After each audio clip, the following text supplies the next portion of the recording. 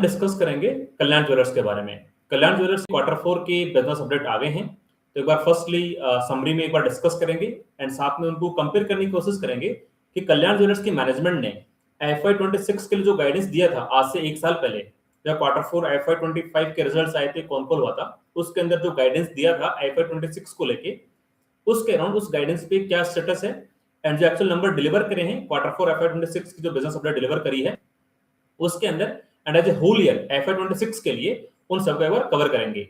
And साथ में ही इस सेशन के एंड में कल्याण ज्वेलर्स के बारे में डिस्कस करने के बाद में आप लोगों के जो भी क्वेरीज क्वेश्चंस होंगे उनको भी एक बार अच्छे से अपन कवर करेंगे, राइट।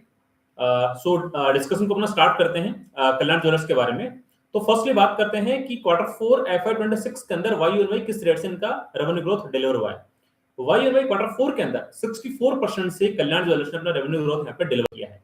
एक बार अपन इसको कंपेयर करें, एक बार बात करें कि FY 25 की क्वार्टर 4 की जो कॉल हुई थी उसके अंदर कल्याण ज्वेलर्स ने क्या गाइडेंस दिया था। तो फर्स्टली बात करते हैं रेवेन्यू ग्रोथ के पर्सपेक्टिव से। तो कल्याण ज्वेलर्स की मैनेजमेंट का गाइडेंस था कि हमारा रेवेन्यू अराउंड 30 to 40% के आसपास में ग्रोथ होगा, राइट। एंड उनकी तरफ से स्टोर एक्सपेंशन को लेके जो गाइडेंस था कि इवन से FY 25 कंप्लीट होने के बाद में कल्याण ज्वेलर्स के अराउंड 390 के आसपास में स्टोर काउंट था, राइट। तो मैनेजमेंट का गाइडेंस था कि FY 26 के अंदर हम लोग अराउंड 170-175 के आसपास में नए स्टोर लॉन्च करेंगे। ये मैंने बात करी है इनके FY 26 का जो गाइडेंस था FY 25 कंप्लीट होने के बाद में जो दिया था उसकी मैंने बात करी है। अब जो एक्चुअल नंबर डिलीवर हुए उनको एक बार कंपेयर करते हैं। तो क्वार्टर 4 के अंदर YoY इनका रेवेन्यू अराउंड 64% से ग्रो किया है। एंड यदि बात करें सेम स्टोर सेल्स ग्रोथ के बारे में, तो क्वार्टर 4 के अंदर इनका जो SSSG का नंबर रिपोर्ट हुआ दैट इज अराउंड 45% के आसपास में। इसके पीछे सबसे बड़ा मेजर रीजन यही है, जैसे आप लोगों को पता होगा कि लास्ट ईयर के कंपैरिजन में गोल्ड के प्राइसेस अभी बहुत ज्यादा अप्रिशिएट कर गए हैं, जिसकी वजह से इनका जो SSSG का नंबर है यहाँ पे बहुत ज्यादा डिलीवर होता हुआ दिखाई दे रहा है, राइट। एंड यदि मैं बात करूं होल ईयर का जो इनका नंबर आया है FY 26 का, किस रेट से इनका रेवेन्यू ग्रोथ हुआ है, उसके बारे में बात करूं तो इनका जो होल ईयर का नंबर यहाँ पे डिलीवर हुआ है FY 26 का FY 25 के कंपैरिजन में अराउंड 42 से 43% के आसपास में लोगों ने अपनी रेवेन्यू ग्रोथ यहाँ पे डिलीवर करी है। अब एक बार कंपेयर करते हैं जो इनका गाइडेंस था FY 26 के लिए कि हम लोग हमारा रेवेन्यू अराउंड 30 से 40% के बेस में ग्रोथ करेंगे, उसको यहाँ पे डिलीवर करते हुए दिखाई दे रहे हैं, राइट। तो ऐसा रेवेन्यू ग्रोथ के पर्सपेक्टिव से कोई दिक्कत नहीं है। ऑल्दो यहाँ पे इनको हेल्प मिली है, गोल्ड की जो प्राइसेस यहाँ पे अप्रिशिएट हुए हैं, गोल्ड के प्राइसेस यहाँ पे जो रन अप किए हैं, उसका इन लोगों को अच्छा खासा सपोर्ट मिला है अपने रेवेन्यू के गाइडेंस को डिलीवर करने में, राइट। अब बात करते हैं स्टोर एक्सपेंशन के पर्सपेक्टिव से। तो क्वार्टर 4 FY 26 के अंदर स्पेसिफिकली कल्याण ज्वेलर्स ने यहाँ पे जो टोटल स्टोर ऐड किए 38 के आसपास अपने नए स्टोर यहाँ पे ऐड किए हैं। एंड यदि बात करें FY 26 के कंप्लीट ईयर के बारे में, तो कल्याण ज्वेलर्स ने अपना जो बिजनेस अपडेट बताया है उसके अंदर ये बताया कि हम लोगों ने FY 26 के अंदर अराउंड 117 के आसपास में नए स्टोर यहाँ पे लॉन्च करें, राइट। सो पॉइंट ये आता है कि जो मैनेजमेंट का गाइडेंस था आज से 1 साल पहले FY 26 के लिए, दैट वाज कि हम लोग हमारा नया स्टोर लॉन्च कितना करेंगे, अराउंड 170 से 180 के पास 170 से 180 के आसपास में, जबकि जो एक्चुअल डिलीवरी दी कितने स्टोर की दी है यहाँ पे 117 स्टोर्स की दी है। तो यहाँ पे गाइडेंस को मिस करते हुए दिखाई दे रहे हैं। इसके बारे में इसी चीज के बारे में स्पेसिफिकली मैंने क्वार्टर जब 3 के जो रिजल्ट्स आए थे उस टाइम पे जो उनका नेट स्टोर ऐड हुआ था वो लगभग 80 के आसपास ऐड हुआ था। तो उसी टाइम पे मैंने डाउट रेज किया था, पॉइंट रेज किया था। आई थिंक क्वार्टर 3 का जो कल्याण ज्वेलर्स का जो वीडियो मैंने रिलीज करके आपको यहाँ पे अपलोड किया था, उसमें आप जाओगे तो पता लगेगा कि मेरा यहाँ पे क्वेश्चन था कि क्या कल्याण ज्वेलर्स इनका लगभग 170 के आसपास का स्टोर का गाइडेंस है, 170 से 180 के बीच में, यू कैन से 175 के आसपास में। एंड क्वार्टर 3 कल्याण ज्वेलर्स ने अराउंड लगभग 80 के आसपास में स्टोर लॉन्च कर दिए थे। तो मेरा ये था कि क्या क्वार्टर 4 के अंदर ये कंपनी लगभग 90 के आसपास में नए स्टोर लॉन्च कर पाएगी क्या। तो वहां पे मेरे को डाउट था, मैंने वो डाउट वीडियो के अंदर भी आपके लोगों के साथ में शेयर किया था। बट मैनेजमेंट ने कॉन कॉल के अंदर ये बताया था कि हमारा जो बाकी का स्टोर एक्सपेंशन का प्लान है वो इंटैक्ट चल रहा है, ऑन ट्रैक चल रहा है।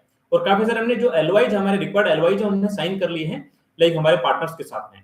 सो ठीक है, मैनेजमेंट ने अपना कॉन कॉल के अंदर ये गाइडेंस को इंटैक्ट रखा था, वहां पे ऐसे कुछ इस गाइडेंस को रिड्यूस नहीं किया था। बट जो एक्चुअल डिलीवरी हुई है क्वार्टर 4 के रिजल्ट के अंदर, जब आपने बिजनेस अपडेट को देखते हैं तो वहां पे दिखाई दे रहा है कि उनकी जो नेट स्टोर एडिशन हुआ है FY 26 के अंदर लगभग 117 स्टोर यहाँ पे ऐड करे हैं। तो वहां पे मेरे को दिखाई दे रहा है कि मैनेजमेंट चाहता तो क्वार्टर 3 की कॉन कॉल के अंदर अपना गाइडेंस रिड्यूस कर सकता था, बिकॉज यहाँ पे साफ साफ दिखाई दे रहा था कि यार आपने शुरुआत के 3 क्वार्टर के अंदर अराउंड 80 के आसपास नए स्टोर लॉन्च करे हैं, तो कैसे पॉसिबल है कि क्वार्टर 4 के अंदर अकेले के अंदर आप लोग 90 के आसपास में लाइक स्टोर ऐड कर दोगे। तो यहाँ पे मेरे को पहले ही डाउट आ गया था लाइक, बट ठीक है, बट मैनेजमेंट को मेरा मेरा ये मानना है कि मैनेजमेंट को गाइडेंस रिड्यूस करना चाहिए था Q3 की कॉन कॉल के अंदर, कि हम लोग लाइक हमारा जो गाइडेंस है स्टोर एक्सपेंशन का, तो उसको कटेल करके लाइक यू कैन से 120 के आसपास, 125 के आसपास में कर देना चाहिए था। एंड यही मेरे को एक सबसे बड़ा रीजन लग रहा है कि लाइक मैनेजमेंट ने गाइडेंस यहाँ पे कटेल नहीं किया, तो मार्केट ने इसको थोड़ा, आज बिजनेस जो अपडेट आई थी उसके बाद में इस चीज को थोड़ा नेगेटिवली कंसिडर किया है। बिकॉज यार सबको ही पता था, मतलब आप एक क्वार्टर के अंदर 90 स्टोर कैसे लॉन्च कर दोगे? शुरुआत के 3 क्वार्टर में आपने 80 स्टोर लॉन्च करे हैं, तो Q4 के अंदर 90 स्टोर कैसे लॉन्च कर दोगे? वो थोड़ा डाउट था, बट मैनेजमेंट थोड़ा बुलिशनेस अपना दिखा रहा था अपना कॉन कॉल के अंदर। तो वही चीज जब बिजनेस अपडेट आई तो पता लगा, तो मार्केट ने उस चीज को थोड़ा नेगेटिवली लिया और स्टॉक को यहाँ पे करेक्ट किया। ये जस्ट मेरे को, ये मैंने मेरा पर्सपेक्टिव देने की कोशिश करी है, राइट? ये जस्ट मैंने यहाँ पे कोई ऐसा आपको स्टॉक रिकमेंडेशन बिल्कुल भी नहीं दे रहा हूँ। जस्ट मैं मेरा यहाँ पे जो भी चीजें बताऊंगा आपको कल्याण ज्वेलर्स के बारे में, इसकी बिजनेस अपडेट के बारे में, ये जस्ट मैंने आपको लाइक आपको यू कैन से एजुकेशनल पर्सपेक्टिव से, आपको समझाने के पर्सपेक्टिव से चीजें बताने की मैं कोशिश करूंगा, ताकि आप लोग अपना खुद की रिसर्च के अकॉर्डिंग खुद का एक इंडिविजुअल डिसीजन लो कि आपको कल्याण ज्वेलर्स को आपकी वॉच लिस्ट के अंदर ऐड करना चाहिए या फिर नहीं करना चाहिए, राइट? तो हमने ये बात करी लाइक यू कैन से रेवेन्यू ग्रोथ के बारे में कल्याण ज्वेलर्स के अक्रॉस द होल कंपनीज के अंदर, डोमेस्टिक बिजनेस भी हो गया, इसके अंदर इंटरनेशनल बिजनेस भी हो गया। मैंने सारे बिजनेसेस की बात करी, साथ में जो इनका एक यू कैन से डिजिटल प्लेटफॉर्म है ये कैंडर वाला, उस बिजनेस की भी मैंने जो नंबर डिस्कस किए आपके साथ में, वो कंसोलिडेटेड नंबर यहाँ पे डिस्कस किए हैं मैंने यहाँ पे आपके पास, यहाँ पे मैंने कोई स्टैंडर्ड नंबर यहाँ पे डिस्कस नहीं करे, राइट? अब एक बार बात करते हैं जो इनका डिजिटल फर्स्ट वाला जो इनका प्लेटफॉर्म है, दैट इज कैंडर, जिसके लाइक ऑफलाइन स्टोर भी है। तो उसके अंदर कल्याण ज्वेलर्स ने वाई और वाई अराउंड 360% से रेवेन्यू ग्रोथ यहाँ पे डिलीवर किया है Q4 के अंदर। ये थोड़ा मेरे को इंटरेस्टिंग लगा, बिकॉज Q2 तक कैंडर का जो रेवेन्यू आता था वहां से नेट प्रॉफिट यहाँ पे जनरेट नहीं हो पा रहा था, बट Q3 के अंदर यहाँ पे नेट प्रॉफिट अच्छा खासा जनरेट हुआ था, और मैनेजमेंट का एक गाइडेंस था कि Q4 ऑनवर्ड्स हमारा प्रॉफिट यहाँ पे मल्टीफोल्ड जंप करेगा। वो यहाँ पे डिलीवर होता हुआ दिखाई दे रहा है, श्योर बिकॉज 360% से इनका यदि रेवेन्यू ग्रोथ डिलीवर हुआ है तो डेफिनेटली लाइक इनका अच्छा खासा प्रॉफिट भी कैंडरी वाले वर्टिकल के अंदर अच्छा खासा यहाँ पे प्रॉफिट भी इनका डिलीवर शायद होगा डेफिनेटली। ये मेरा पर्सपेक्टिव से मैंने बताया है। सो ओवरऑल यदि कल्याण ज्वेलर्स के नंबर को देखें तो ठीक है, मैनेजमेंट का जो रेवेन्यू ग्रोथ का गाइडेंस था उसको डेफिनेटली यहाँ पे अचीव किया है, ऑल्दो उसके अंदर इनको सपोर्ट मिला है गोल्ड की प्राइसेस यहाँ पे अप्रिशिएट करने का, राइट? तो उसके अंदर ऐसा कोई दिक्कत नहीं होनी चाहिए। एंड बात करें स्टोर एक्सपेंशन के गाइडेंस के पर्सपेक्टिव से, तो यहाँ पे गाइडेंस को अचीव नहीं किया है, वहां पे थोड़ा डिसअपॉइंटमेंट देखने को मिला है। लाइक यू कैन से वो जो स्टोर एक्सपेंशन का जब नंबर मैंने देखा मॉर्निंग में जब अपडेट आया था, बिजनेस अपडेट आया था, तो मेरे को थोड़ा यहाँ पे निराश हाथ में लगी कि मैनेजमेंट तो बुलिश था Q3 की कॉन कॉल के अंदर कि हम लोग हमारा स्टोर एक्सपेंशन का गाइडेंस को रिड्यूस नहीं करेंगे, और यहाँ पे एक्चुअल डिलीवरी इतना देखने को मिल रहा है। तो वो थोड़ा यू कैन से एक डिसअपॉइंट वाली बात थी, और बाकी का चीजें लाइक एज सच जो मैनेजमेंट ने गाइडेंस दे रखा था उसको यहाँ पे डिलीवर करते हुए दिखाई दिए हैं। एंड जैसे हमने Q3 के रिजल्ट वाले वीडियो के अंदर भी डिस्कस किया था कि FY27 के लिए भी कल्याण ज्वेलर्स यहाँ पे अपना जो स्टोर एक्सपेंशन का जो गाइडेंस दिया है अराउंड 30-35% के आसपास में स्टोर एक्सपेंशन का गाइडेंस दिया है। एंड नॉर्मली इसके अकॉर्डिंग हम लोग ये भी कंसीडर कर सकते हैं कि FY27 के अंदर कल्याण ज्वेलर्स यहाँ पे लगभग अपने रेवेन्यू को लगभग 30 से 40% से अपना रेवेन्यू यहाँ पे ग्रोथ डिलीवर कर सकता है, राइट? तो मोटा मोटी लाइक जिस तरह से Q4 लास्ट ईयर के अंदर इस कल्याण ज्वेलर्स का जो रेवेन्यू नंबर था लगभग 61-6200 करोड़ रुपीस के आसपास में था, यदि उसके अंदर 64% से रेवेन्यू ग्रोथ अपन कंसीडर करें तो इनका जो Q4 FY26 का जो रेवेन्यू नंबर निकल के आएगा लगभग 10,000 करोड़ रुपए के आसपास निकल के आएगा। तो मोटा मोटी यू कैन से लाइक इनका जो रेवेन्यू नंबर होगा, यू कैन से जो इनका Q3 के अंदर रेवेन्यू नंबर आता है लगभग 10,000 करोड़ रुपए के आसपास में, उसी के आसपास में इनका रेवेन्यू नंबर यहाँ पे डिलीवर हो सकता है। तो यदि बात करें एक्सपेक्टेड प्रॉफिटेबिलिटी के बारे में, तो FY26 के अंदर ये लग रहा है कि कल्याण ज्वेलर्स यहाँ पे लगभग यू कैन से 1300 करोड़ रुपीस या फिर 1350 करोड़ रुपीस के आसपास का प्रॉफिट यहाँ पे डिलीवर कर सकता है। करंटली कल्याण ज्वेलर्स की जो मार्केट कैप है लगभग आप कह सकते हो 40 से 41,000 करोड़ रुपए के आसपास में है। तो यू कैन से FY26 की जो कंप्लीट अर्निंग आई है उसके अकॉर्डिंग कल्याण ज्वेलर्स का स्टॉक यहाँ पे लगभग यू कैन से 30 के प्राइस टू रेशियो पे ट्रेड कर रहा है। बट एक बार हमें यू कैन से FY26 तो कंप्लीट हो चुका है, तो इसके अकॉर्डिंगली हमें इस कंपनी को नहीं देखना है, हमें इस पर्सपेक्टिव से देखना है कि FY27 के अंदर इसका बिजनेस किस रेट से ग्रोथ होगा, और उसके अकॉर्डिंग हमें इस कंपनी का फॉरवर्ड पैक रेशियो कैलकुलेट करना पड़ेगा। तो यदि हम लोग कंसीडर करें, ऑल्दो जब Q4 FY26 का जो रिजल्ट एक्चुअल आएगा उसके अंदर जो कॉन कॉल होगी वहां पे ज्यादा क्लैरिटी मिलेगी कि किस रेट से ये कंपनी अपना FY27 के अंदर रेवेन्यू ग्रोथ कराने का टारगेट दे रही है। बट जो पुरानी कॉन कॉल्स हुई है उसके अंदर जो मैनेजमेंट ने नॉर्मली अपने गाइडेंस दे रखा है, लाइक हम लोग हमारा revenue you can say around 30% से ग्रोथ कराने का लाइक कल्याण ज्वेलर्स की मैनेजमेंट ने गाइडेंस दे रखा है, तो उसके बेसिस पे जाते हैं, तो ये निकल के आ रहा है। और साथ में इन लोगों ने जो अपना EBITDA मार्जिन का गाइडेंस है वो भी अराउंड लाइक 8% के आसपास में दे रखा है। तो उसके बेसिस पे यदि कैलकुलेट करते हैं, तो मैं यहाँ पे लमसम रफली कैलकुलेट करने की कोशिश कर रहा हूँ। तो उसके अकॉर्डिंग इस कंपनी का जो expected you can say profit amount आ सकता है FY27 की अर्निंग के according, that kind of around you can say 1700 crore rupees के आसपास में आ सकता है। और जो करंटली इसकी मार्केट कैप है लगभग यू कैन से 40 से 41 हजार करोड़ रुपए के आसपास में है। तो एज ऑन डेट यदि इस कंपनी का FY27 की एक्सपेक्टेड अर्निंग के अकॉर्डिंग यदि इसका फोर्ड पी रेशियो निकालने की कोशिश करें, तो कितना निकल के आएगा? उसके लिए हमें इस कंपनी जो करंट मार्केट कैप है लगभग 40,000 करोड़ 41,000 करोड़, उसके अंदर 1700 करोड़ रुपीस का डिवाइड करना पड़ेगा। तो उसके बेसिस पे मतलब मैं क्या निकालने की कोशिश कर रहा हूं कि एज ऑन डेट जो मार्केट कैप है उसके अकॉर्डिंगली FY27 का जो एक्सपेक्टेड प्रॉफिट अमाउंट होगा उसके अकॉर्डिंग दोनों को यदि हम लोग एडअप करते हैं कैलकुलेशन में, तो उसके बेसिस पे इस कंपनी का फोर्ड पी रेशियो क्या निकल के आता है।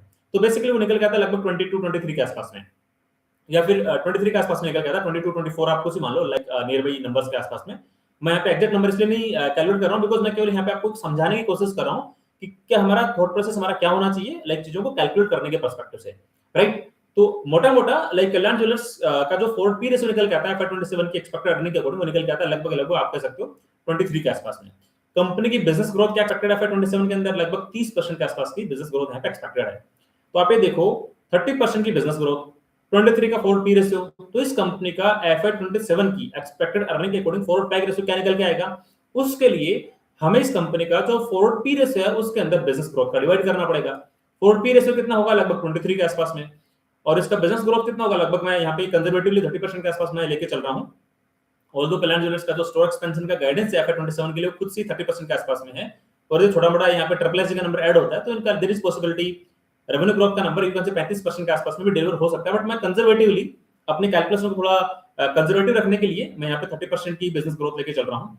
तो मोटा मोटा यू कैन से कल्याण ज्वेलर्स का जो फोर्ड पी रेशियो निकल के आता है उसके लिए इसका जो फोर्ड पी रेशियो 23 है उसके अंदर यदि बिजनेस ग्रोथ का डिवाइड करें 30 का, तो उस इस कैलकुलेशन से मोटा मोटा निकल के आ रहा है फोर्ड पी रेशियो लगभग 0.7 से 0.8 के आसपास में।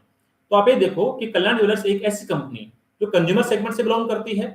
और यू कैन से लाइक एक मैं कंज्यूमर सेगमेंट की हमेशा बात क्यों करता हूं, बिकॉज कंज्यूमर सेगमेंट से बिलोंग करने वाले वो बिजनेसेस होते हैं जो लाइक यू कैन से प्रेडिक्टेबल भी होते हैं, स्केलेबल भी होते हैं एंड साथ में सस्टेनेबल भी होते हैं। लाइक मैं हमेशा कोशिश करता हूं कि लाइक मैं यहाँ पे कंज्यूमर बिजनेसेस को यहाँ पे ज्यादा डिस्कस करूं, बिकॉज जो इंफ्रा लीड कंपनीज होती हैं उनको यू कैन से B2B ऑर्डर मिलते हैं एंड लाइक वहां पे कुछ सस्टेनेबिलिटी, स्केलेबिलिटी और प्रेडिक्टेबिलिटी नहीं होती है। मैं अगेन रिपीट कर रहा हूं 2-3 वर्ड। B2B कंपनीज को जो इंफ्रा लेड कंपनीज होती है उसके अंदर हमें नहीं पता, उसके अंदर हम लोग एक प्रेडिक्शन नहीं लगा सकते कि कंपनी अगले साल किस तरह से अपना बिजनेस ग्रोथ कर सकती है। एंड साथ में लेट्स से एक साल में बिजनेस ग्रोथ कर तो लिया, क्या उसको सस्टेन कर पाएगी अगले आने वाले अपकमिंग ईयर्स के अंदर उस बिजनेस ग्रोथ को? एंड साथ में ही लाइक वो क्या बिजनेस मॉडल कितना स्केलेबल हो सकता है क्या? तो स्केलेबिलिटी पे थोड़ा डिफरेंट पॉइंट ऑफ व्यू हो सकता है, बट जो इंफ्रा टाइप ऑफ कंपनीज होती हैं उनके अंदर थोड़ा सस्टेनेबिलिटी का और यू कैन से प्रेडिक्टेबिलिटी पे क्वेश्चन मार्क आता है। तो वहां पे इस तरह की कैलकुलेशन हम लोग करने में बहुत ही हमें दिक्कत हो सकती है, बिकॉज वहां पे हम लोग ऐसे कोई प्रोडक्टिविटी प्रेडिक्शन नहीं कर सकते कि कंपनी अगले साल में किस रेट से अपना बिजनेस ग्रोथ करेगी। कल्याण ज्वेलर्स के हम लोग इसलिए अच्छे से कर पा रहे हैं बिकॉज मैनेजमेंट बोल रहे हैं कि हमारा जो स्टोर एक्सपेंशन होगा वो लगभग 30% के आसपास से होगा। और यदि 5% का हम लोग ट्रिपल एस का नंबर भी यहाँ पे ऐड कर लेते हैं तो हमें साफ साफ दिखाई दे रहा है कि स्टोर एक्सपेंशन जिस रेट से हो रहा है उसके अंदर मैं ट्रिपल एस का नंबर ऐड कर दूंगा तो मेरे को मोटा मोटी किस रेट से इनका बिजनेस ग्रोथ होगा FY27 के लिए पता लग जाएगा। मतलब यहाँ पे हमें प्रेडिक्शन करने में बहुत आसानी होती है। इसीलिए मैं हमेशा कंज्यूमर बिजनेसेस की बात करता हूं कि यार कंज्यूमर बिजनेसेस के अंदर हमें बहुत ही आसान हो जाता है कि बिजनेस अगले साल में किस तरह से परफॉर्म करेगा। मैनेजमेंट की जो रिसेंट कॉन कॉल्स होते हैं उनको जो ऑडियो फाइल होती है वो सुन लेते हैं, तो उसके बाद में बहुत ही आसानी से हम लोग ये बिजनेस अगले एक साल तक कैसे परफॉर्म करेगा उसका पता लग जाता है। तो इसलिए हमेशा मैं ज्यादा फोकस करता हूं कि यार कंज्यूमर बिजनेसेस की बात मैं आपके साथ में ज्यादा करूं ताकि वहां से एक सर्टेनिटी मिल सके, थोड़ी सर्टेनिटी, थोड़ी प्रेडिक्टेबिलिटी कह दो या फिर आप कह सकते हो बिजनेस की स्केलेबिलिटी कह दो लाइक या बिजनेस की सस्टेनेबिलिटी कह दो, उनके बारे में यहाँ पे बेटर आपके साथ में डिस्कशन करता हूँ। और वहीं पे लाइक मेरे को थोड़ा यू कैन से एक बेटर क्लैरिटी मिल सकती है और थोड़ी सर्टेनिटी मिल सकती है बिजनेसेस के साथ में।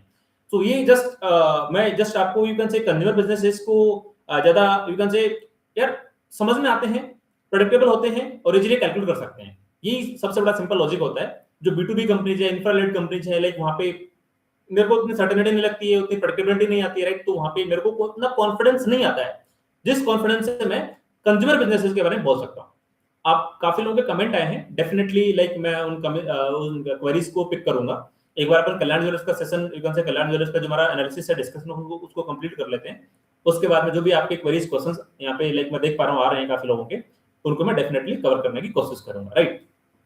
तो इन समरी मैंने क्या बोलना चाहा कि कल्याण ज्वेलर्स का स्टॉक यहाँ पे करंटली FY27 के एक्सपेक्टेड अर्निंग के अकॉर्डिंग लगभग 0.7 से 0.8 के फोर्थ पैग रेशियो पे ट्रेड कर रहा है, राइट। तो आप ये देखो लाइक नॉर्मली जब बुल मार्केट होता है उस टाइम पे हम लोग कोशिश करते हैं कि हम लोग उन कंपनीज को पिक करने की कोशिश करते हैं जिनका फोर्थ पैग रेशियो 1.5 से नीचे हो, राइट।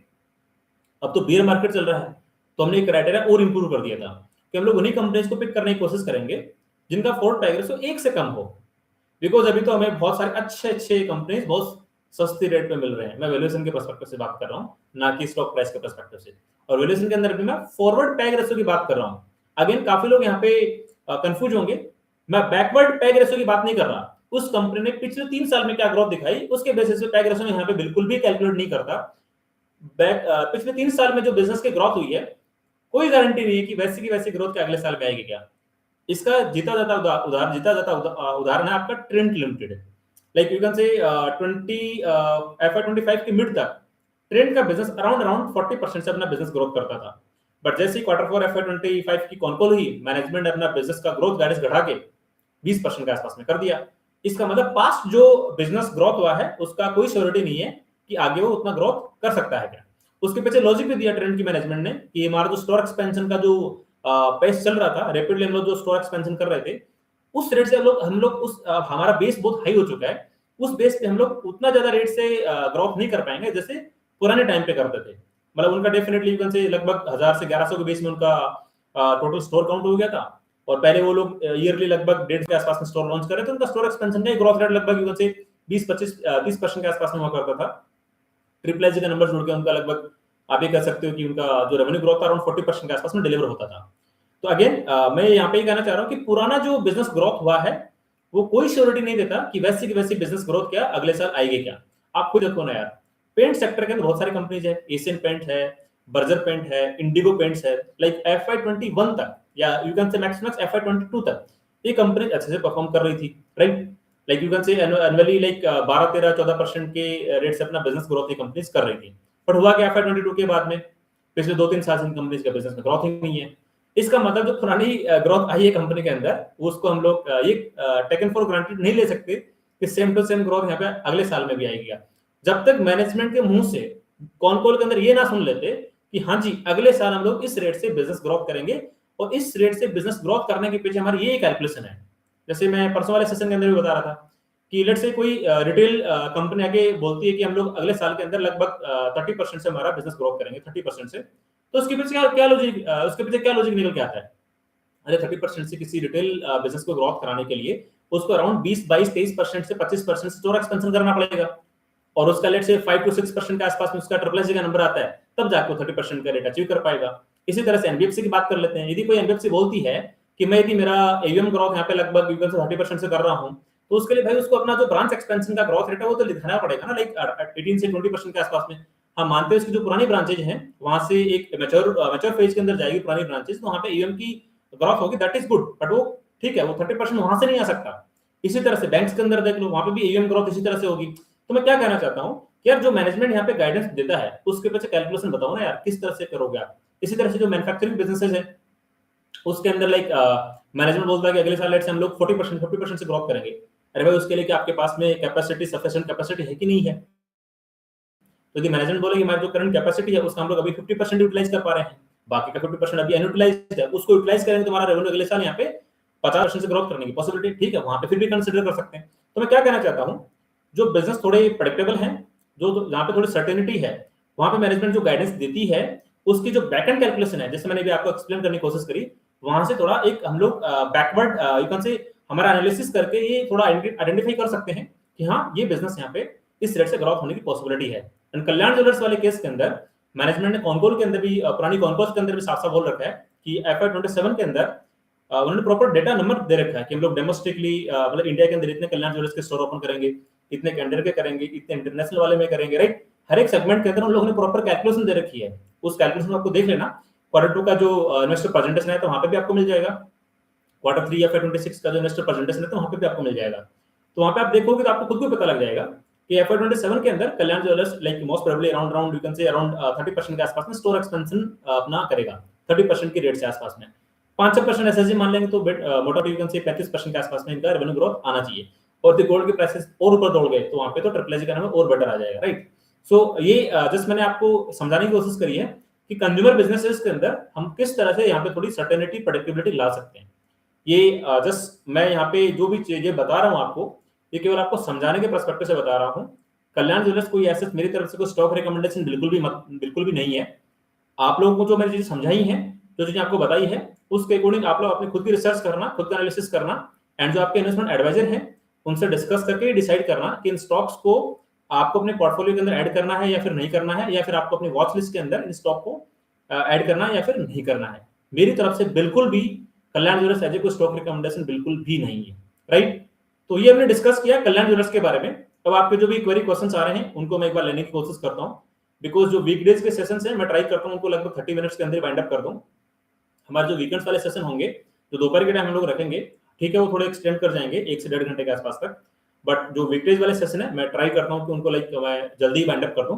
तो आज एक ही कंपनी के लाइक रिजल्ट आ रखे थे, मैं स्पेसिफिकली उन्हीं कंपनीज को कवर करने की कोशिश करता हूं जो थोड़ा कंज्यूमर सेगमेंट से बिलोंग करती है और जिनका बिजनेस ग्रोथ कंसिस्टेंटली प्रेडिक्टेबल है कि अराउंड 20% से ज्यादा रेट से यहाँ पे बिजनेस ग्रोथ कर सकता है। उसके वजह लॉजिक भी मैंने आपको कई बार आपको यहाँ पे बता रखा है कि मैं क्यों ही ऐसी कंपनीज को पिक करने की कोशिश करता हूँ जिनका बिजनेस ग्रोथ यहाँ पे 20% से ज्यादा रेट से ग्रोथ कर रहा है। उसके पीछे यहाँ पे सिंपल सा रीजन है, यदि हम लोग डायरेक्टली स्टॉक्स मैनेजमेंट कर रहे हैं तो स्टॉक्स की डेली वॉलेटिलिटी को हमें झेलना पड़ेगा, स्टॉक प्राइसेस ऊपर नीचे होंगे जिससे हमें टेंशन होगी, स्ट्रेस बढ़ेगा।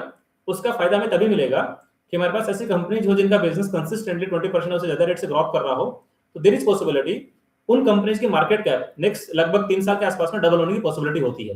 इसका मतलब हमें, यदि हमने ऐसी कंपनीज को पिक करके उनमें इन्वेस्टमेंट किया जो कंसिस्टेंटली 20% से ज्यादा रेट से अपना बिजनेस ग्रोथ करती है, तो हमारा पैसा यहाँ पे लगभग 3 साल के अंदर अच्छा खासा रिटर्न देने की पॉसिबिलिटी बनती है। और 20% से कम बिजनेस ग्रोथ करने वाली कंपनीज में इन्वेस्टमेंट करना ही है, तो उसके लिए फिर आप स्टॉक्स में क्यों इन्वेस्टमेंट कर रहे हो यार? उसके लिए तो फिर आप जाओ म्यूचुअल फंड के अंदर, at least large cap mutual fund होंगे आपके जो 5 साल में वैसे ही आपका कैपिटल डबल हो जाएगा। एक थोड़ा इन्वेस्टमेंट होराइजन आपका लेट से 5-6 साल रहेगा। फ्लेक्सी कैप वाले वैसे आपको 13 से 14% के आसपास का रिटर्न दे देंगे लॉन्गर होराइजन के अंदर। मतलब मेरा बहुत ही सिंपल सा कहने का मीनिंग है, मतलब आपने यदि डायरेक्टली स्टॉक्स में करते हैं इन्वेस्टमेंट, तो वो बिजनेस पकड़ो यार जहाँ पे कंपनीज कंसिस्टेंटली अपना बिजनेस लेट से 20, 25, 30, 35% से ग्रोथ करा रही है। वहां पे फिर इन्वेस्टमेंट करेंगे तो जो स्ट्रेस और टेंशन हम लोग लेते हैं उसका अच्छा रिवॉर्ड भी मिलता है बाद में हमें। ये मैं कोई आज ऐसे उठ के जस्ट आपको ये सेंटेंस नहीं बोल रहा, ये मेरे लास्ट के 8 ईयर का एक्सपीरियंस जो रहा है मेरा, यू कैन से इक्विटी इन्वेस्टिंग का, स्पेसिफिकली मैं बोलूंगा ग्रोथ इन्वेस्टिंग का, जहां पे केवल हाई ग्रोथ वाली कंपनीज के अंदर इन्वेस्टमेंट करने का जो मेरा एक्सपीरियंस रहा है लास्ट के 8 इयर्स का, उसका मैं जस्ट आपको एक क्रिस्प एक समरी बताने की कोशिश कर रहा हूं। सो आई थिंक आप लोग समझ पा रहे होंगे, राइट। अगर आपका जो क्वेरीज है, क्वेश्चंस है, उनके बाद कवर करने की कोशिश कर लेते हैं, right. So first is Sarvan Haritha ji का क्वेश्चन है, can you explain in English? Okay, so in the next videos we'll try to cover all those things in English as well, right? So ठीक है, your point is correct, because there are a lot of you can say audience which prefer to like listen all the things in English language, right? So that is okay for I will try to cover some part of the video in English language also, because there are a lot of audience which is like more comfortable like with Hindi language. So I have to combine both the languages. I have to like you can say I want to prefer as a English, you can say English plus Hindi language both, so all the kind of audience can understand all the things in a better way, right? Next you can say जिगार्स जी का है, stock क्यों नहीं चलता आज इतना अच्छा update के बाद में? अरे स्टॉक का तो हमें क्या पता, हमारा काम क्या है? हमारा काम है कोई कंपनी किस रेट से अपना बिजनेस ग्रोथ कर रही है उसको ट्रैक करना। हमारे जो भी शॉर्टलिस्टिंग क्राइटेरियाज हैं कि उस कंपनी की बिजनेस की ग्रोथ 20% से ज्यादा रेट से होनी चाहिए, और अभी तो बियर मार्केट चल रहा है तो उसका फॉरवर्ड पैक रेशियो 1 से कम होना चाहिए, राइट। और जो बाकी के हमारे इन्वेस्टमेंट के क्राइटेरियाज हैं, लाइक उसका यदि कंज्यूमर कंपनी है तो ऑब्वियसली मैं तो बोलूंगा cash flow from operation positive होना चाहिए, तो ऑब्वियसली वो कल्याण ज्वेलर्स का पॉजिटिव ही है। Return on equity increasing trend के अंदर होना चाहिए, तो ऑब्वियसली कल्याण ज्वेलर्स का जो return on equity increasing trend के अंदर है, करंटली तो लाइक 19-20% के आसपास में जा चुका है। सो एज सच, और साथ में हमारा एक क्राइटेरिया और होता है कि उस कंपनी के अंदर एटलीस्ट किसी न किसी एफआईजी और डीएच की होल्डिंग होनी चाहिए, वो भी कल्याण ज्वेलर्स के अंदर है। तो लाइक मैं ये कहना क्या चाहता हूँ कि यार कंपनी को शॉर्टलिस्ट करने के जो हमारे क्राइटेरियाज होते हैं, उन क्राइटेरियाज को कंपनी फुलफिल करनी चाहिए। स्टॉक कब भागेगा, कैसा भागेगा, लाइक उसकी चिंता हमें नहीं करनी चाहिए।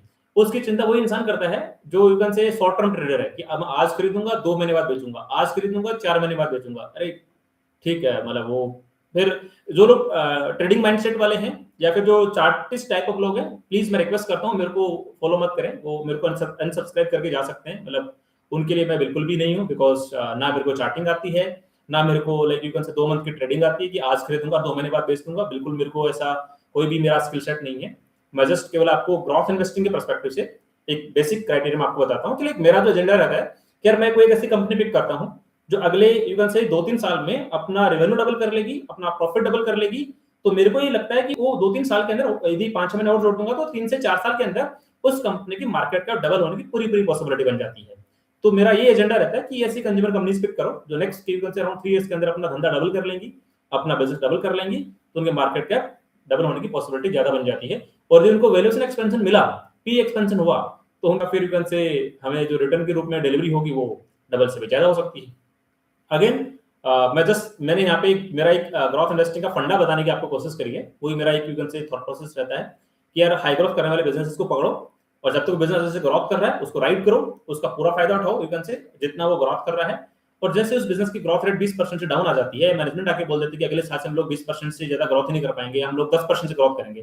तो लाइक मिसेस वेक्टर फूड की मैनेजमेंट ने बोला, पहले वो लोग अराउंड 20% से ग्रोथ किया करते थे, फिर उनकी ग्रोथ मैनेजमेंट ने घटाई अपने गाइडेंस के अंदर, बोला मिड टीन से ग्रोथ करेंगे, फिर यू कैन से लोअर टीन से ग्रोथ करेंगे, फिर सिंगल डिजिट का गाइडेंस दिया। तो आपको तो पता ही है लाइक उस कंपनी का यू कैन से स्टॉक के साथ क्या हुआ। वो अच्छा खासा यू कैन से अच्छा खासा अराउंड मोर देन 50% से स्टॉक कर गया, करेक्ट कर गया। तो ग्रोथ इन्वेस्टिंग के अंदर सबसे इंपॉर्टेंट पॉइंट ये होता है एग्जिट सेल। आपको कौन सा टाइम पे करना है, आपने जो एक्सपेक्टेशन बना रखी है उस कंपनी से बिजनेस के बारे में, लेट्स से 22% से आपने बिजनेस ग्रोथ का एक्सपेक्टेशन बना रखा है, 25% से बना रखा है, 30% से बना रखा है। जिस भी दिन मैनेजमेंट आके बोलती है कि हम लोग अब 25% ग्रोथ नहीं करेंगे, हम लोग अब 10% से ग्रोथ करेंगे, that is the right moment to exit from that business. हाँ, 25 का यदि वो 24 कर रहा है, 23 कर रहा है, दैट इज ओके। बट यदि 25 का डायरेक्टली वो 10 कर रहा है, 11-12 कर रहा है, that is red signal for us. उस टाइम पे फिर एग्जिट हो जाओ, बिकॉज उसको जो पी रेशियो मिला हुआ है उस स्टॉक को 25% की बिजनेस ग्रोथ के अकॉर्डिंग मिला हुआ है, 10% की बिजनेस ग्रोथ के अकॉर्डिंग नहीं। जैसे वो 10% की बिजनेस ग्रोथ करेगा तो उसका पी डी रेटिंग होगा, जो मिसेस वेक्टर फूड के साथ में हुआ है, जो ट्रेंड के साथ में हुआ है, जो सफारी इंडस्ट्रीज के साथ में हुआ है, जो डीमार्ट के साथ में हुआ है। लाइक कई और कंपनीज है जिनका नाम मैंने लाइक फर्स्ट सेशन के अंदर आपको बताया था, जहां पे पी डी रेटिंग वाला स्टोरी प्ले हुआ है। बिकॉज पहले उनकी बिजनेस ग्रोथ बहुत अच्छी हुआ करती थी, फिर मैनेजमेंट ने गाइडेंस घटाया और फिर उनका बिजनेस ग्रोथ टेपर डाउन हो गया। तो पी डी रेटिंग डेफिनेटली उन बिजनेसेस में डेफिनेटली होगा। रोहित यादव जी का क्वेश्चन है, hello greetings and good evening, thank you, good evening, please cover footwear stocks and your view on it. So footwear के अंदर लाइक आप पहले मैं सेक्टर के पर्सपेक्टिव से बता देता हूँ। Footwear sector definitely consumer segment से बिलोंग करता है, मेरे को इसमें कोई दिक्कत नहीं है, टोटली अप्रिशिएट। मतलब जो कंज्यूमर सेगमेंट का हमारा थीम होता है, हमारा पर्सपेक्टिव होता है, उसके अंदर फुटवेयर सेक्टर उसके अंदर फॉल करता है। अब आते हैं धंधे की बात कि बिजनेस किस रेट से ग्रोथ कर रहा है। अभी देखो फुटवेयर सेगमेंट के अंदर जो कंपनीज हैं उनमें से कितनी कंपनीज ऐसी हैं जो 20% से ज्यादा रेट से बिजनेस ग्रोथ कर रही हैं। तो उसके अंदर काफी सारी कंपनीज रिजेक्ट वैसे हो जाती हैं। एक दो कंपनीज बचती हैं जो अराउंड अराउंड यू कैन से 15 से 20 के बीच में ग्रोथ कर रही हैं। लाइक मैं उनको स्पेसिफिकली नाम नहीं लूंगा बिकॉज कहीं आप उनको स्टॉक रिकमेंडेशन बिल्कुल ना समझें। तो 20% वाले क्राइटेरिया के अंदर मेरे को अभी रिसेंट टाइम में पिछले 1 साल के अंदर ऐसी कोई कंपनी दिखी नहीं जो यू कैन से कंसिस्टेंटली 20% से ज्यादा रेट से ग्रोथ कर रही है। हाँ, एक कंपनी थी मेट्रो ब्रांड्स जो अच्छे से ग्रोथ करती थी, FY 25 तक अराउंड 20-25% के आसपास में ग्रोथ करती थी, बट उसके भी ग्रोथ रेट थोड़ा डाउन आना स्टार्ट हो गई है। तो again my point is like जो कंपनी का नाम मैंने यहाँ पे लिया है, जिससे आपको समझाने के पर्सपेक्टिव से लिया है, डेफिनेटली फुटवेयर सेक्टर आपका कंज्यूमर सेगमेंट से बिलोंग करता है। बट हमारा जो सेकंड क्राइटेरिया होता है कि उसकी बिजनेस ग्रोथ 20% ज्यादा होनी चाहिए, उसको फुलफिल नहीं करता है तो नहीं करता है, तो नहीं करता है। मतलब उसके अंदर फिर क्या है, तो जबरदस्ती थोड़ी है कि किसी कंपनी को शॉर्टलिस्ट करना ही है। अरे बहुत सारे हमारे पास अभी मतलब इस टाइम पे तो इस मार्केट के अंदर बहुत सारे ऐसी कंपनीज है कंज्यूमर सेगमेंट से बिलोंग करने वाली जो मतलब बिल्कुल चीप वैल्यूएशन पे मिल रही है, बहुत ही सस्ते वैल्यूएशन के अंदर मिल रही है यार, जहाँ पे धंधे की ग्रोथ 25%, 30%, 35%, 40% भी है। कुछ कंपनी तो एक दो ऐसी हैं जो लोग आप लोग जानते हैं, जो मेरे को रेगुलरली फॉलो करते हैं, उनको पता है कुछ ऐसी एक दो कंपनी ऐसी भी जो अराउंड 50% से भी ग्रोथ कर रही है। तो वहां पे बेटर अपॉर्चुनिटी बन रही है ना यार, जहाँ पे धंधा की ग्रोथ ही 15% है, 10% है, तो क्यों जबरदस्ती वहां पे अपना कैपिटल को यहाँ पे घुसा के जबरदस्ती क्यों? कोई लड़ाई थोड़ी लड़नी है किसी कंपनी के साथ, नहीं यार। हमारा कैपिटल है, हमें high growth consumer facing companies के अंदर इन्वेस्टमेंट करना, तो वो डिसीजन हमें लेना है। क्यों 10% की ग्रोथ में जाए यार? नहीं। नेक्स्ट क्वेश्चन है आपका संदीपोती जी का, what is outlook for FY27 store expansion. वो मैंने, अच्छा कल्याण ज्वेलर्स की बात कर रहे होंगे, वो कल्याण ज्वेलर्स का बता दिया ना कि Q2 Q3 की जो इन्वेस्टर प्रेजेंटेशन आई है उसके अंदर साफ-साफ मेंशन किया हुआ है FY27 का स्टोर एक्सपेंशन का आउटलुक। आप उसको गो थ्रू कर लेना, अराउंड 30% के आसपास में स्टोर एक्सपेंशन का इनका आउटलुक है FY27 के लिए कल्याण ज्वेलर्स के पर्सपेक्टिव से, राइट। रोहित जी का अगेन क्वेश्चन है, sir what's your view on Kalyan jewellers management as we see in past that they have some issue and how they like miss their guidance in store count with a huge mark, right।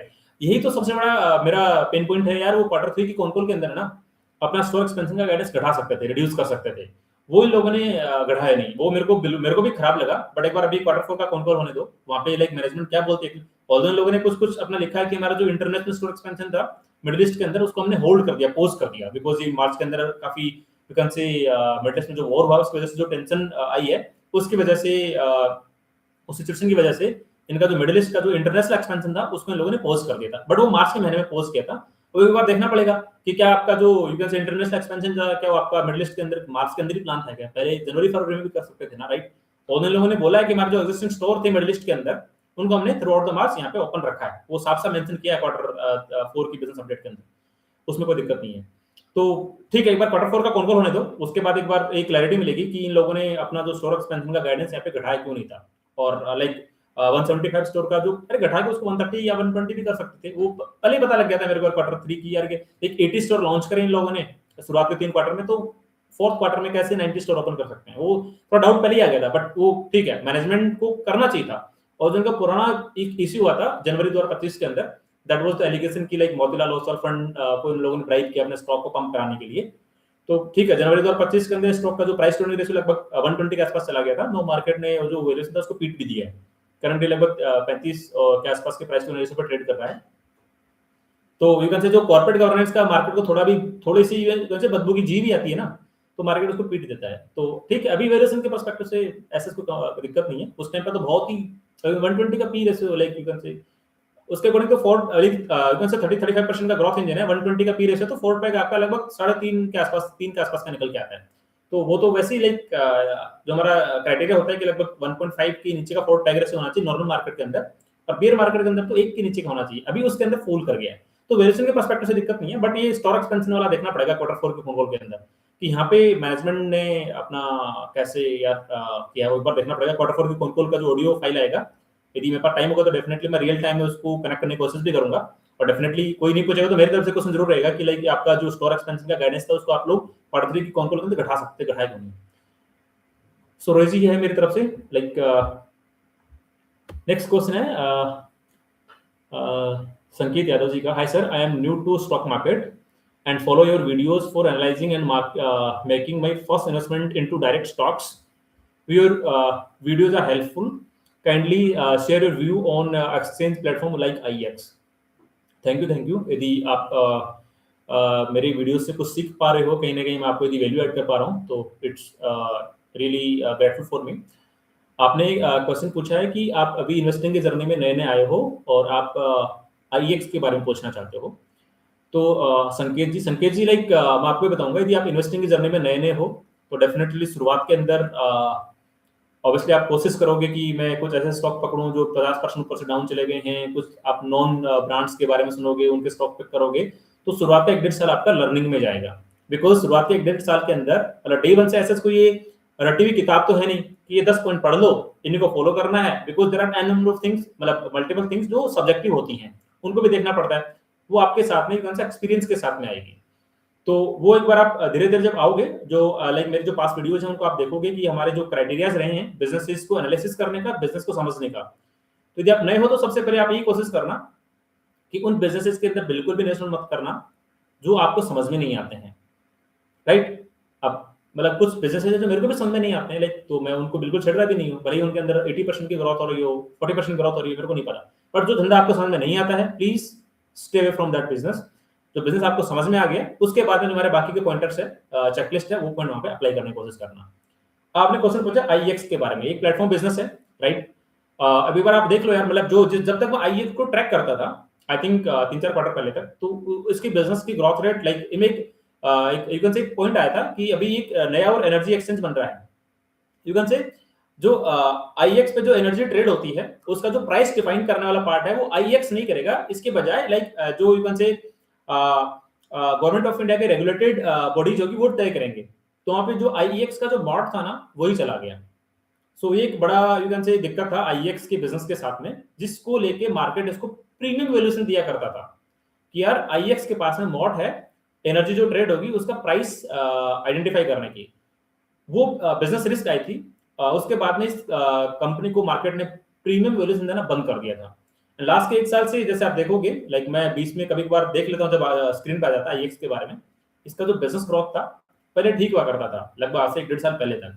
अभी आप देखो इसका जो business growth है लगभग 20% से भी नीचे आ गया है। तो अगेन लाइक आप एक बार ये देख लो कि बिजनेस ग्रोथ क्या आप 15% या 12% की बिजनेस ग्रोथ से आप खुश हो क्या?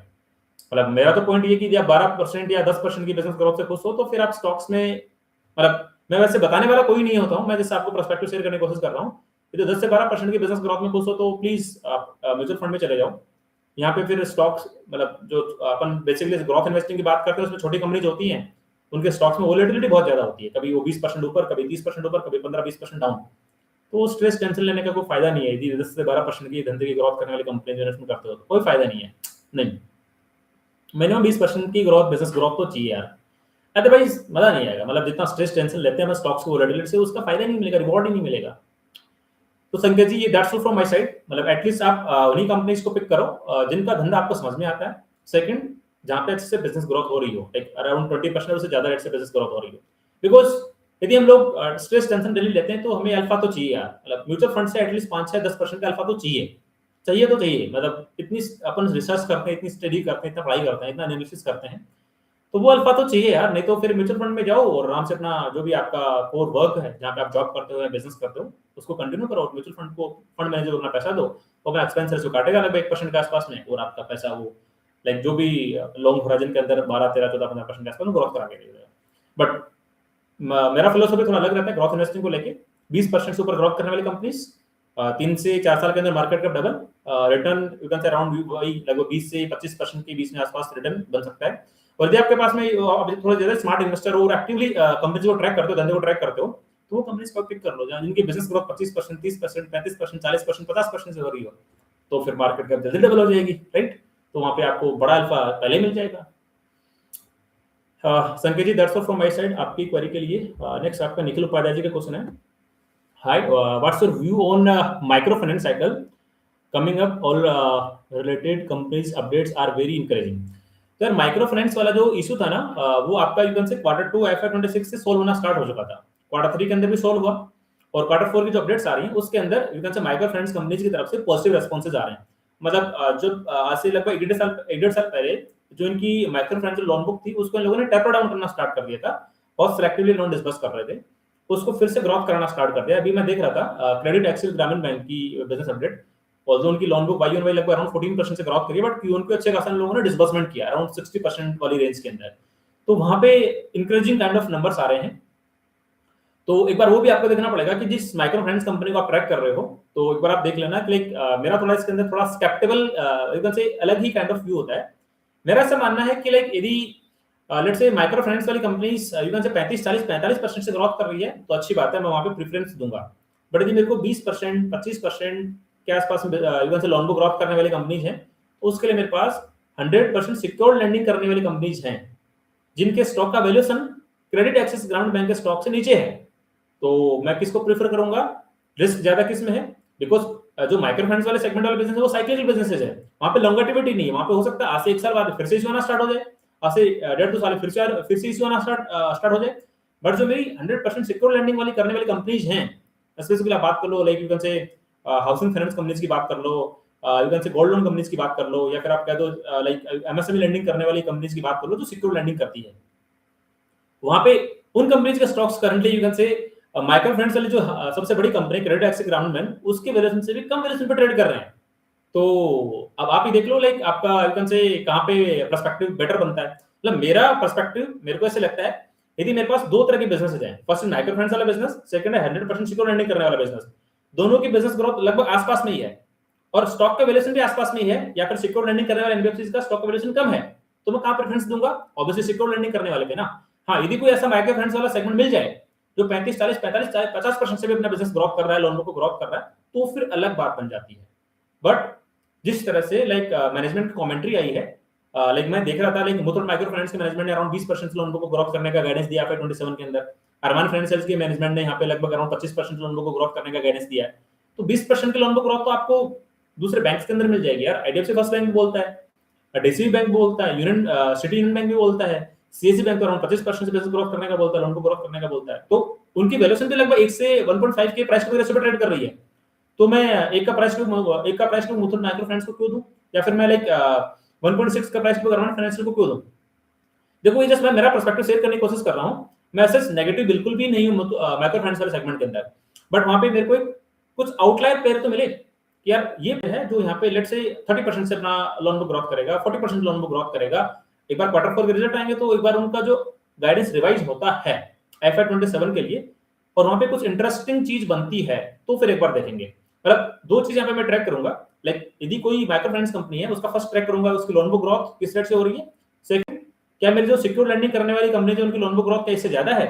सेकंड, मैं ट्रैक करूंगा कि जो मेरी सिक्योर लैंडिंग करने वाली जो एनबीएफसी है, क्या उसका valuation price to book ratio क्या माइक्रो फाइनेंस वाली कंपनी से कम है कि नहीं है। यदि दोनों में मेरे को सिक्योर लैंडिंग करने वाली एनबीएफसी बेटर दिखाई दे रही है दोनों प्लेस के अंदर, वैल्यूएशन के पर्सपेक्टिव से भी और लोन बुक ग्रोथ के पर्सपेक्टिव से भी, तो मेरा इंटरेस्ट वहां पे ज्यादा बनेगा।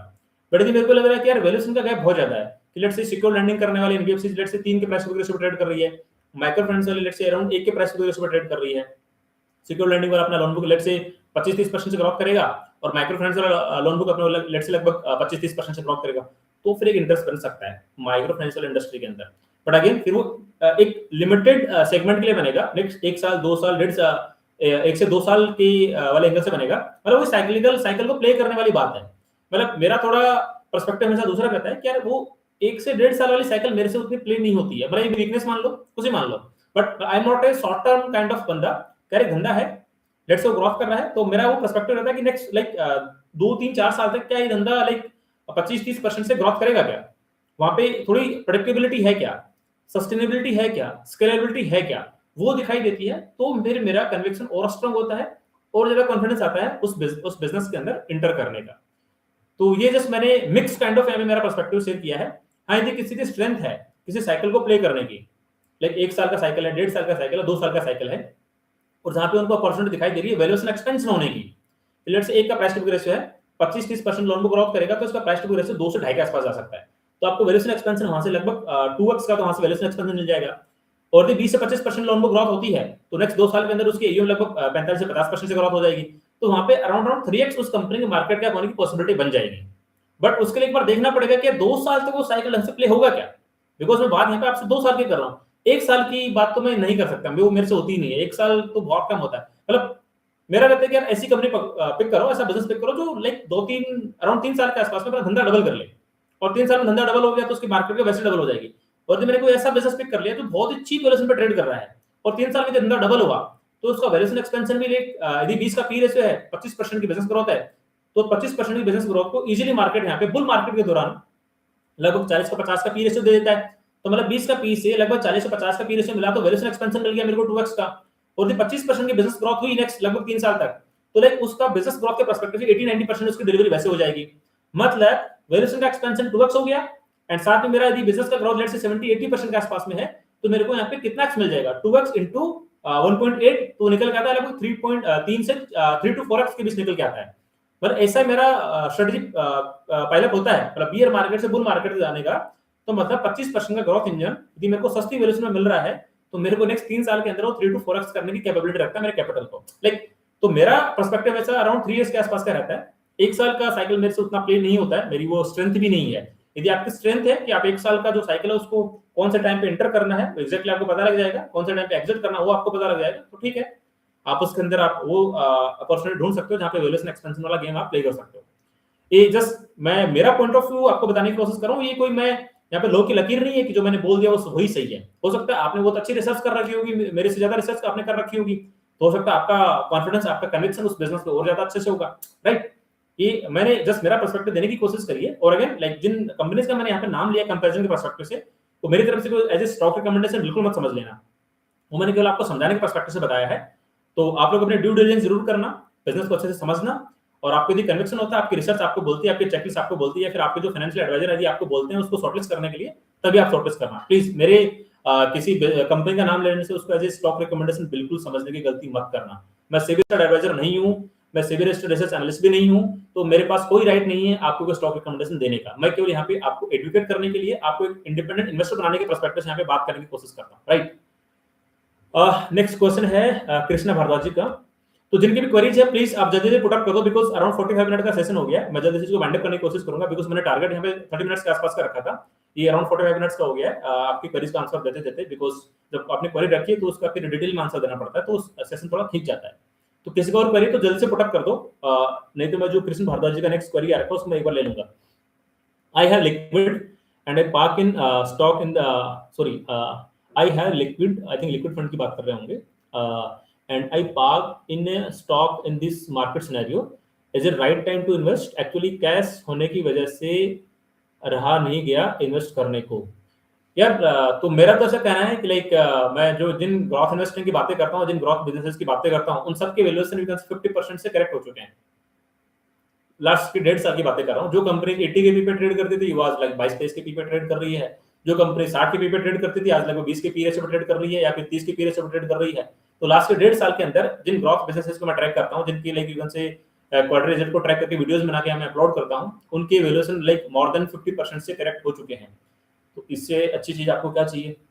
अब तो भाई कोई जो 2008 की तरह कोई क्रैश आया था, या 2020 की तरह जो कोई क्रैश आया था जिसके अंदर लाइक इवन से और यहाँ से 50% मार्केट गिरे, उसका इंतजार है, तो फिर भाई वो तो ऊपर वाला जाने, लाइक पता नहीं वो कब आएगा। बट वैल्यूएशन के पर्सपेक्टिव से मेरा ऐसा मानना है, जो करंट टाइम चल रहा है बहुत ही कंफर्टेबल टाइम चल रहा है, बिकॉज जो हमारी ग्रोथ बिजनेस है, जहाँ पे मेजरली मैं small cap mid cap businesses की बात करता हूँ, ऑल्दो डिसीजन आप खुद ही लोगे उसमें इन्वेस्टमेंट करने का, वहाँ पे वैल्यूएशन में बहुत अच्छा कंफर्ट आ रहा है। फोर्थ पैग रेशियो 1 के नीचे मिल रहा है यार। फोर्थ पैग रेशियो 1 के नीचे मिलने का मीनिंग क्या होता है? जब बुल मार्केट आएगा तो उनका फोर्थ पैग रेशियो 2 पे चला जाएगा, मतलब वैल्यूएशन का एक्सपेंशन 2 तो वैसे मिल गया आपको, और जिस रेट से बिजनेस ग्रोथ किया उसको उतने से मल्टीप्लाई और कर दो। यदि 25% से बिजनेस ग्रोथ किया तो नेक्स्ट 2-3 साल के अंदर लेट्स से वो 60-70% से ग्रोथ करता है, और वैल्यूएशन एक्सपेंशन 2x से हो जाता है, तो आपको वैसे 3x का वहां से आपका कैपिटल बन जाएगा नेक्स्ट 3 to 3 इयर्स के अराउंड।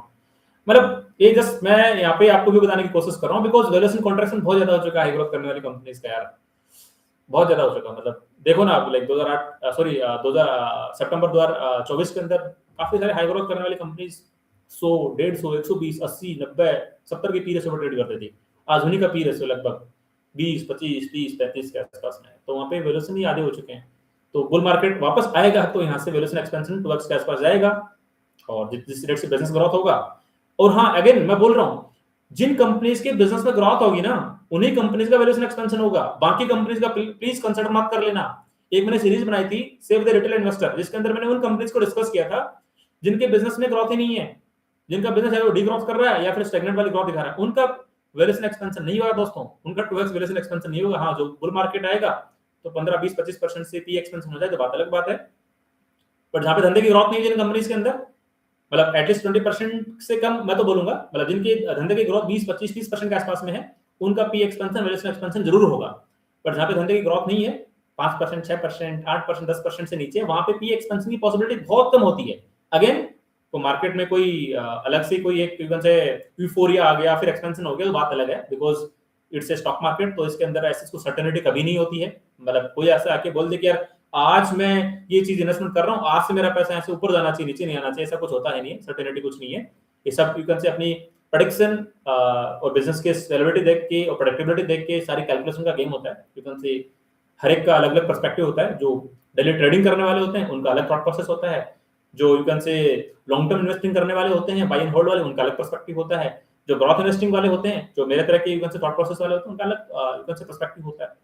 सो सबका अलग अलग यू कैन से कैलकुलेशंस होती है, अलग अलग थॉट प्रोसेस होता है, तो उसके अकॉर्डिंग वो लोग अपना इन्वेस्टमेंट करते हैं, राइट। सो कृष्ण जी ये जस्ट मैंने आपका आंसर देने की कोशिश करी है। हाँ यदि यहाँ से कोई बड़ा फॉल आ जाता है 40-50% का, तो फिर तो अच्छी बात है ना, फिर तो सभी के लिए अच्छी बात है कि यार फिर तो जिसके पास जितना और कैपिटल है वहां पे इन्फ्यूज करने की कोशिश करो। बट अभी मेरे को वैल्यूएशन के पर्सपेक्टिव से बहुत अच्छा कंफर्ट आ रहा है, बिकॉज काफी सारे ऐसे हाई ग्रोथ बिजनेसेस हैं जिनका फोर्थ पैग रेशियो 1 से नीचे है, तो इससे अच्छा क्या चाहिए यार। आज से 1.5 साल पहले उनका फोर्थ पैग रेशियो 2, 2.5, 3 के आसपास होता था, उन्हीं का आज लगभग 1 से नीचे है, तो बहुत अच्छी बात है ना।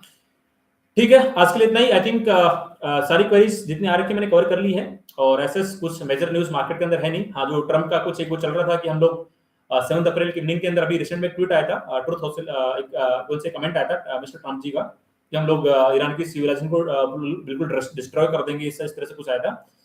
तो यार वो ठीक है, आप क्या कर सकते हैं, मतलब वो ह्यूमैनिटी के पर्सपेक्टिव से तो गलत ही है ना।